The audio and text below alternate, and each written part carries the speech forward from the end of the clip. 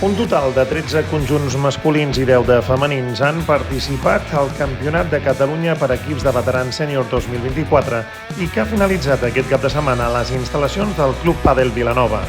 En categoria femenina, l'Emilio Sánchez Club Esportiu s'ha imposat en la final per un marcador de 2-1 al Club Natació Sant Cugat.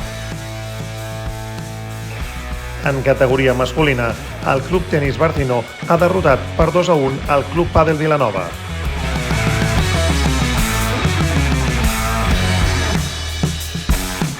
Sobre todo felicitar a la organización, a la Federación Catalana, también agradecer al Ayuntamiento de Vilanova, el que ha venido el regidor de Deportes y el alcalde. Un torneo con muchísima calidad, tanto a nivel de mujeres como a nivel de hombres. Doncs des de la Federació Catalana estem molt contents i felicitem el Club Pàdel Vilanova per haver acollit i organitzat aquest Campionat de Catalunya per equips de veterans. Durant la setmana s'han vist partits de gran qualitat, tant a nivell femení com masculí, i les finals han estat molt disputades, tot i l'adversitat que aquesta vegada el vent ha ajudat una mica a la passada dels equips.